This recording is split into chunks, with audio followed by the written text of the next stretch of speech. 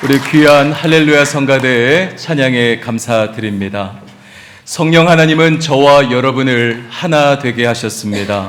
이미 우리는 부르심의 한 소망 안에서 하나가 되었다는 거예요.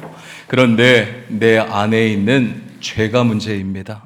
겸손해야 하는데 교만한 모습이 나에게 있어요. 또한 온유하지 못하고 오래 참지 못하며 서로 사랑 가운데서 용납하지 못하는 나의 모습들이 우리가 하나됨을 방해하는 것입니다. 바라기는 평안에 매는 줄로 이미 성령 하나님께서 저와 여러분 우리를 하나 되게 하셨음을 믿고 성도가 성도 되기 위하여 또한 교회가 교회 되기 위하여 하나됨을 지키며 나아가는 오늘 함께 예배하는 우리 수지선민교회 모든 성도님들 되시기를 주님의 이름으로 축원합니다.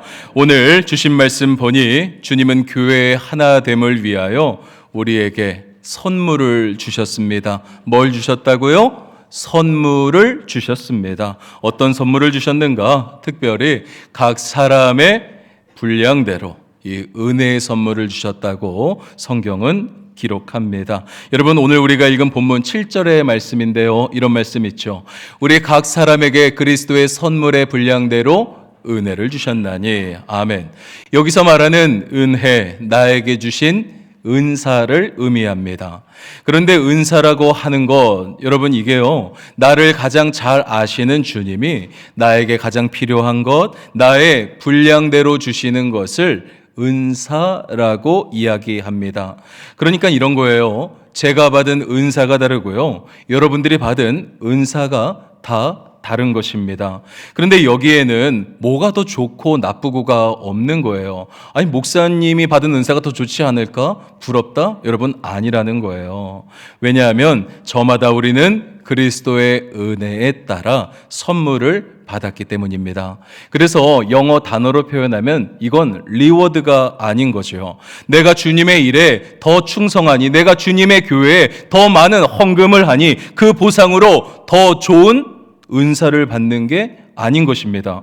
그저 우리는 각 사람의 분량대로 선물, 기프트를 받은 거예요. 그래서 여러분, 이 말씀을 유진 피터슨이 번역한 메시지 성경으로 보시면 이렇게 표현합니다. 7절 말씀인데요. 그렇다고 해서 여러분이 다 똑같은 것을 보고 말하고 행해야 한다는 의미는 아닙니다.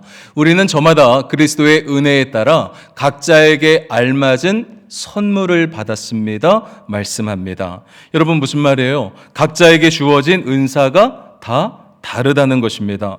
그렇기에 난 저분의 은사가 참 좋은 것 같은데 부럽다. 여러분, 아니라는 거죠. 다 같은 것을 보고 우리가 말하며 행동하지 않아도 된다는 거예요. 왜냐하면 우리들에게 주신 은사가 저마다 다 다르고 저와 여러분 각 사람을 통한 전능하신 우리 하나님의 계획이 다 다르기 때문인 것입니다. 그런데 우리가 잊지 말아야 할 것은 무엇이냐? 나에게 은사를 주신 목적, 그것이 무엇이냐? 바로 교회를 하나 되게 하기 위한 것입니다. 여러분, 내가 은사를 받았어요? 그 목적이 뭐라고요? 하나님의 교회를 하나 되기 위해서 은사를 주신 것입니다. 제가 예전에 청주 시골에서 섬기던 교회에 한 장로님이 계셨습니다. 이분은요, 성가대를 굉장히 열심히 하시는 분이었어요. 그런데 제가 가만히 보니까 그래도 다 하는 걸 보면 알잖아요. 찬양을 잘 못하십니다. 찬양하는 것을 들어볼 기회가 있었는데요, 박자도 안 맞아요. 어딘가 어설프고 음도 안 맞습니다. 실력적으로는 죄송하지만 이 성가대를 할 자격이 없어요. 그런데 이분은요, 누가 뭐래도 하나님 찬양하는 걸 가장 기뻐합니다. 성가대에 소속되어 봉사하는 것을 이분이 얼마나 좋아하시는지 몰라요. 그래서 성가대를요, 굉장히 열심히 합니다. 음은 별거 아닌데 입은 얼마나 크게 벌리는지요. 아주 깜빡 속아요. 모르는 사람이 보면 이 장로님이 찬양을 제일로 잘 하는 사람처럼 보이는 것입니다. 그런데 이분의 은사는 무엇이냐? 여러분, 찬양의 은사가 아닌 거예요. 이분의 은사는요, 남을 섬기는 데 있어요. 성가대원들에게요, 식사를 대접하고요, 또한 간식도 대접을 잘 하십니다. 그리고 농사도 지으셨거든요, 이분이. 그래서 농사 지은 감자, 고구마 이런 거 막 때때로 막 쪄오는 거예요. 그리고 막 농사 많이 져서 남으면요, 봉지로 하나씩 싸가지고 성가대원 다 주는 겁니다. 얼마나 성가대를 하나 되게 하는지 모릅니다. 그러니까 여러분, 사람들이 이 장로님을 좋아해요, 안 좋아해요? 아니, 싫어할 이유는 뭐 있습니까? 감자도 주는데요, 고구마도 주는데요. 좋아하는 거죠. 여러분, 이분의 은사는 무엇일까요? 찬양이에요? 섬기는 겁니다. 섬기는 은사로 이분을 통해 성가대를 하나 되게 하는 거예요. 여러분, 그렇습니다. 은사의 목적은 무엇이냐? 제가 계속 말씀드려요. 성도를 하나 되게 하는 데 있어요.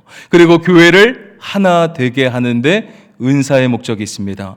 그래서 바울은 교회를 하나 되게 하기 위하여 하나님이 이 은사를 너희들에게 주셨음을 설명하며 그 은사를 어떻게 주셨느냐, 언제 주었느냐, 그 은사의 근거를 구약 성경과 연결하여 설명합니다. 즉 구약 성경에 여러분 이러한 말씀 있다는 거예요. 8절의 말씀 보겠습니다. 그러므로 이르기를 그가 위로 올라가실 때에 사로잡혔던 자들을 사로잡으시고 사람들에게 선물을 주셨다 하였도다. 아멘. 말씀을 보세요. 그러므로 이르기를. 여러분, 이 말은 구약 성경에 이르기를 이라는 말과 동일합니다. 즉 사도 바울은 지금 구약 성경의 말씀을 인용하고 있는 거예요. 시편 68편 18절에 나오는 말씀이죠. 그가 위로 올라가실 때 사로잡혔던 자들을 사로잡으시고 그 사람들에게 선물을 주셨다 하였도다. 예수님이 십자가의 죽음을 이기시고 하늘로 부활 승천하실 때 사람들에게 무엇을 주었느냐? 바로 이 은사의 선물을 주었다는 것입니다. 여러분, 당시에는요, 전쟁에서 승리하면 이긴 군사들은 그곳에서 전리품들을 취하였습니다. 그들의 땅과 집은 물론이요, 그 집안에 있던 곡식과 동물 그리고 귀중품에 이르기까지 싹 다 취하는 거예요. 그리고 승리의 기쁨과 함께 그 전리품을 백성들과 함께 나누게 됩니다. 왕만 혼자 독차지하지 않아요. 백성들과 함께 전리품을 나누게 됩니다. 즉 우리 구주 예수님도 즉 십자가에서 승리하지 않으셨습니까? 그런데 십자가에서 승리하신 예수님도 하늘로 다시금 올라가실 때 교회를 교회 되게 하기 위하여, 성도를 성도 되게 하기 위하여 이 땅에 사는 우리들에게 전리품인 거죠. 바로 무엇을 주셨느냐? 성령과 은사를 주셨다라는 것입니다. 그리고 그 뒤에 나오는 말씀은 인용한 이 시편의 말씀이 누구를 이야기하고 있는 것인가? 바로 예수 그리스도를 말하고 있음을 설명해 줍니다. 그래서 9절과 10절의 말씀 보면 여러분 이러한 말씀 있어요. 올라가셨다 하였은즉 땅 아래 낮은 곳으로 내리셨던 것이 아니면 무엇이냐? 내리셨던 그가 곧 하늘 모든 하늘 위에 오르신 자니 이는 만물을 충만하게 하려 하심이라. 바울은요, 앞에서 그리스도 예수가 올라가셨다 이렇게 이야기를 하였는데 갑자기 올라가셨다 이야기하고 나니까 이 성경을 읽는 사람들에게 좀 더 보충 설명이 필요하겠구나 이렇게 생각했던 것 같습니다. 그래서 이 9절과 10절의 말씀 영어 성경으로 보면요, 괄호로 묶여져 있더라고요. 그래서 올라가신 분이 누구인가에 대한 설명을 합니다. 즉 지금은 올라가셨으니 이 땅에 내려오신 분이요, 지금은 하늘에 계시는 예수님을 의미하는 것이라. 즉 이 땅에 내려오셨던 예수님이 다시 하늘로 오르셨으니 예수님은 만물을 충만하게 하시는 분이요, 각 사람에게 은사를 주시는 분이라 설명하고 있는 것입니다. 여러분, 여기서 우리가 알 수 있는 것이 있습니다. 여러분, 누가 우리에게 은사를 주셨습니까? 누가 우리에게 은사를 주셨어요? 하나님이 주셨다는 거예요. 하나님이신 예수님이 주셨다라는 겁니다. 사람이 준 게 아니라는 거예요. 그래서 하나님은 각 사람의 은사를 따라 교회의 성도들에게 이러한 직분을 주신다는 것입니다. 여러분 11절의 말씀입니다. 그가 어떤 사람은 사도로, 어떤 사람은 선지자로, 어떤 사람은 복음 전하는 자로, 어떤 사람은 목사와 교사로 삼으셨으니. 아멘. 여러분, 우리에게는 다 은사가 있어요. 그런데 내 은사, 여러분, 확실하게 이야기할 수 있으십니까? 쉽지 않죠. 그래서 하나님은요, 도와주시는 거예요. 뭘 주시면서? 직분을 주면서 너의 은사는 그것인데 내가 너를 권사로 임명할게. 내가 너를 장로로 임명할게. 그러니까 장로가 해야 되는 그 카테고리 범주 안에서 네가 할 일을 더 열심히 찾아서 발전시켜 가봐. 하나님은 그러한 마음으로 저희들에게 직분을 주신 것입니다. 그런데 오늘 말씀 가운데 여러 직분들 나오지만요, 사실 이 현재 교회 직분과는 조금 차이가 있습니다. 저는 목사잖아요. 그런데 제가 목사라서 그런지 말씀을 읽으면서 어떤 사람은 목사로 삼으셨으니 라는 이 말씀이 가장 먼저 제 눈에 들어왔습니다. 그런데 중요한 거, 이 목사를 왜 세우셨느냐. 여러분, 누구 때문에 저를 목사로 세우셨을까요? 누구 때문에요? 성도? 맞아요. 바로 여러분들 때문에, 성도님들 때문에 목사를 세우신 것입니다. 여러분, 12절 말씀에 나오잖아요. 말씀 볼까요? 12절 말씀입니다. 이는 성도를 온전하게 하여 봉사의 일을 하게 하며 그리스도의 몸을 세우려 하심이라. 아멘. 하나님은 여러분들 성도님들 한 분 한 분을 보시며 여러분들의 영혼 때문인 거예요. 여러분들의 영혼을 케어해야 하기에 저를 오늘 이 자리에 목회자로 부르신 것입니다. 즉, 하나님께서 목회자 한 사람을 콜링 부르셨다면 무슨 말입니까? 그에게 맡길 영혼이 있다는 거예요. 그러므로 여러분, 제 입으로 이런 말씀 드리기는 좀 그렇지만요, 여러분들에게 가장 잘 맞는 목사 누구입니까? 그렇죠. 여러분, 여러분들에게 가장 잘 맞는 목사는 바로 저라는 것입니다. 여러분들 때문에 하나님이 누구를 이곳에 보내주셨어요? 저를 이곳에 보내주셨고 목사로 세워주셨기 때문입니다. 저 서초동에 있는 어떤 목사님, 분당에 있는 목사님 훌륭하죠. 그런데 여러분들을 위해서 저를 보내셨다는 거예요. 우리 부목사님들, 강도사님, 우리 전도사님들을 보내신 것입니다. 왜냐하면 주님이 여러분을 위해 부르셨기 때문입니다. 바라기는 그러한 의미에서 주님께서 세우신 우리 교회 모든 목회자들, 여러분 귀하게 여기시기를 주님의 이름으로 축원합니다. 아멘. 그런데 목사가 여러분의 영혼을 케어하고 또한 여러분의 그 영혼을 온전하게 하는 방법은요, 다른 거 아니에요. 하나님의 말씀을 있는 그대로 잘 가르쳐 주고 그 말씀을 깨닫게 하는 데 있습니다. 왜냐하면 성경에 여러분 이런 말씀이 있어요. 디모데전서 3장 16절과 17절의 말씀인데요. 모든 성경은 하나님의 감동으로 된 것으로 교훈과 책망과 바르게 함과 의로 교육하기에 유익하니 이는 하나님의 사람으로 온전하게 하며 모든 선한 일을 행할 능력을 갖추게 하려 함이라. 아멘. 여러분, 성경이 이러한 능력이 있기에 성경을 잘 교육하면 하나님의 사람으로 어떻게 돼요? 온전하게 되죠. 그리고 선한 일을 행할 능력을 갖추게 된다는 것입니다.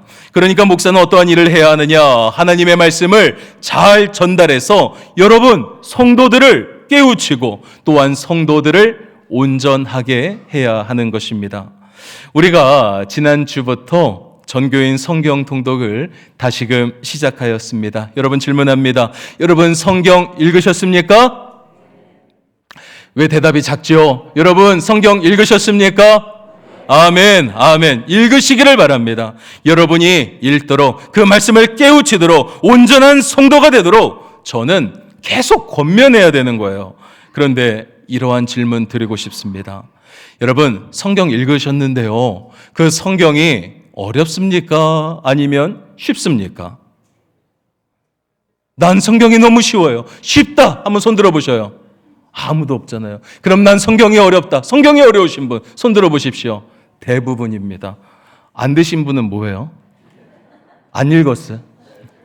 쉽지도 않고 어렵지도 않고 중간? 그거 대단한 건데요, 장로님. 자, 성경은요, 솔직히 말하면 굉장히 어렵습니다. 어떻게 보면 오늘 이번 주까지 우리가 창세기 말씀 여러분 읽었잖아요. 그런데 창세기 말씀은 사실 우리가 신앙생활을 하면서 가장 많이 읽는 성경 말씀이지 않을까 생각합니다.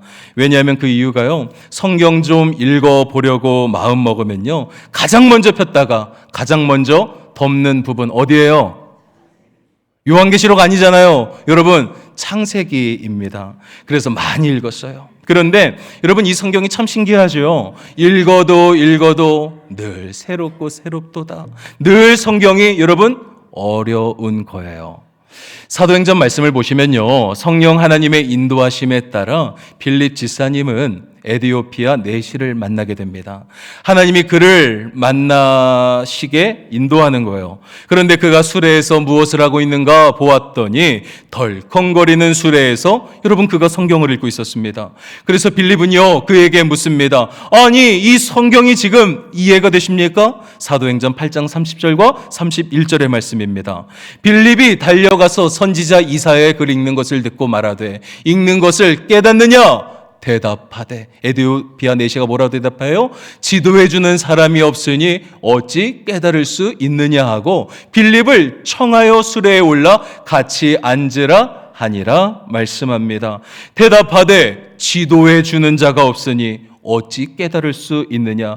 가르쳐줄 사람이 난 없다는 거예요. 그래서 깨달지를 못하겠다는 겁니다. 여러분, 우리는 알 수 있는 게 있습니다. 성경은 어떠한 책이냐? 지도해주는 사람이 있어야 깨달을 수 있는 책입니다. 할렐루야. 여러분, 성경은 원래 그런 거예요.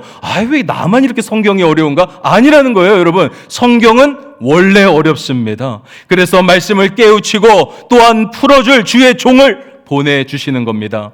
그런데 주의 종이 해야 할 일, 그게 다가 아니죠. 또 해야 할 일이 있으니 주의 종은 말씀으로 이 성도들을 온전하게 한 다음 봉사의 일을 하게 하여 그리스도의 몸을 세워 나가야 하는 것입니다. 여러분, 12절의 말씀 다시 한번 보겠습니다. 이런 말씀이 있었죠. 이는 성도를 온전하게 하여 봉사의 일을 하게 하며 그리스도의 몸을 세우려 하심이라. 아멘. 여러분, 이게 어려운 겁니다. 이게 참 팔짝 뛸 노릇인 거예요. 왜냐하면 교회에 왔다 갔다 하는 성도들 많이 있잖아요. 교회에서 일하는 거 좋아하는 사람 어디 있습니까? 다 힘들어하지 않습니까? 그런데 목사는 그들을 붙잡아 놓고요, 봉사의 일을 하게 하여 그리스도의 몸을 세우는 역할을 해야 한다는 것입니다. 그게 목사의 일이래요. 그런데 지금 아마 이 말씀 들으면서 어떤 분은 그렇구나, 몰랐는데, 우리 목사님은 그런 일을 해야 하는 거구나, 보통 일이 아니네, 목사님 힘내십시오 생각하는 분들 계실지 모르겠습니다. 그건 목사가 해야 할 일이지 내 일이 아니라 생각하는 거예요. 그런데 여러분, 말씀을 정확하게 보시기 바랍니다. 말씀을 정확하게 보세요. 이 모든 일들은 저만 해야 하는 일이 아닙니다. 우리 모두가 다 같이 해야 하는 일이라는 거예요. 여러분, 11절의 말씀 다시 한번 보겠습니다. 그가 어떤 사람은 사도로, 어떤 사람은 선지자로, 어떤 사람은 복음 전하는 자로, 어떤 사람은 목사와 교사로 삼으셨으니. 아멘. 말씀을 보니 다양한 직분들이 나옵니다. 오늘날로 말하면요, 어떤 사람은 목사와 전도사로, 어떤 사람은 장로와 권사로, 안수집사와 집사로, 성도로 세우셨다는 겁니다.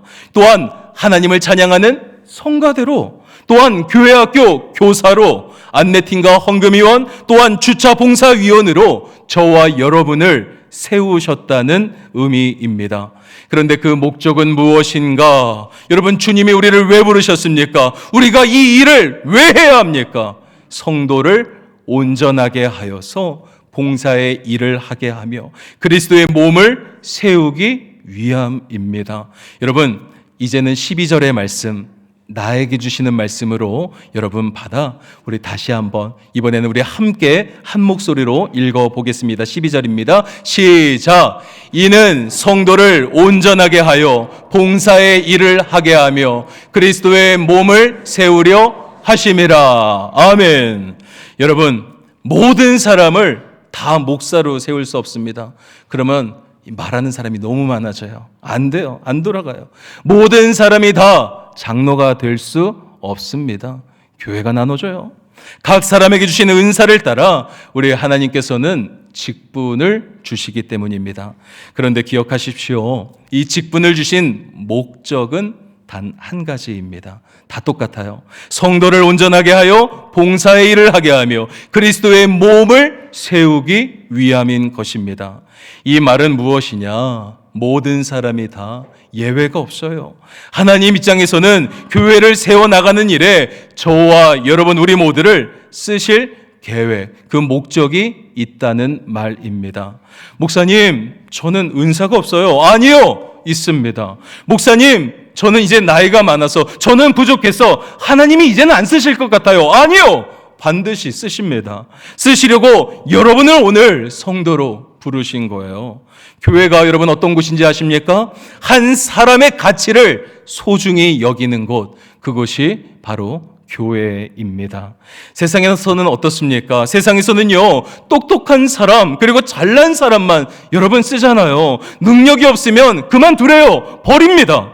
그런데 교회는요, 절대 그렇지 않습니다. 왜냐하면 하나님 앞에서 우리는요, 예외가 없어요. 교회라는 그리스도의 몸을 세워 나아가야 할 성도가 누구냐? 바로 저와 여러분 우리들이기 때문인 것입니다. 여러분, 질문 하나를 드리도록 하겠습니다. 성경을 보면 이 탕자 아시죠? 이 탕자가 아버지의 집을 떠나 나가지 않습니까? 이 아버지의 유산을 받아 집을 나가는 거예요. 그런데 제 질문은 이겁니다. 탕자가 집을 나갈 때 그가 가고 싶었던, 그가 가려던 목적지, 여러분 어디였습니까? 어려워요? 어렵습니까? 여러분, 탕자 아시잖아요. 탕자가 아버지의 재산을 다 가지고 집을 떠나요. 그런데 그가 가고자 하는 곳 어디였습니까? 성경을 보면요, 그냥 먼 나라라고 이렇게 기록하고 있습니다. 지리적으로 특정한 국가나 도시가 아니었어요. 단순히 아버지의 집과 떨어진 곳에 살고 싶었어요. 하나님을 떠나고 싶었다는 것이요. 죄와 방탕함이 있는 곳, 목적 없는 곳, purposeless, 여러분 목적 없는 곳으로 그는 간 것입니다. 그런데 그곳에서 탕자는 돈을 다 써버리고 결국 어디로 돌아오느냐? 아버지가 계신 아버지의 집으로 돌아오게 됩니다. 그런데 아버지 집으로 돌아올 때 아버지는 그 아들을 꼭 안아주시는 거예요. 그리고 이 아들은 아버지의 집에서 자신의 목적지를 발견하게 됩니다. 어디로 가야 할지 몰랐어요. 목적 없이 그저 먼 나라로 방황하고 돌아왔는데요. 이제는 내가 가야 할 곳 바로 여기구나. 아버지의 집이구나 깨달았다는 것입니다. 그래서 그는 고백합니다. 아버지 감사합니다. 이제는 아버지의 집에서 아버지가 원하는 일을 하는 그러한 아들로서의 삶 살아가겠습니다. 다짐하게 되는 거예요. 그런데 옆에 있던 형은요, 뭐라고 이야기하느냐? 그러한 동생의 모습이 마음에 안 드는 거예요. 왜 동생을 우리 집에 다시 받아주냐고. 저 녀석은 아버지의 재산을 다 써버린 놈이라고. 저놈은 우리 집을 다시금 축낼 것이라고 이야기하는 것입니다. 그런데 여러분, 교회는요, 형이 말하는 이러한 집이 아닙니다. 여러분, 교회는 누구의 집입니까? 아버지의 집이 되어야 하는 거예요. 부족해도 괜찮아요. 허물이 있어도 괜찮아요. 언제라도 돌아오면 안아주고 먹을 것을 주며 할 수만 있다면 금 가락지라도 끼워주며 받아주는 곳이 어디인가? 바로 아버지의 집, 바로 교회라는 것입니다. 이제 우리 교회에 새로운 직분자들이 우리 교회에 세워집니다. 여러분, 사람이 세우지 않습니다. 하나님이 세우십니다. 내 마음에 안 드는 사람이 여러분 있을 수도 있습니다. 그런데 교회는요, 누구의 집이라 말씀드렸어요? 아버지의 집입니다. 받아주십시오.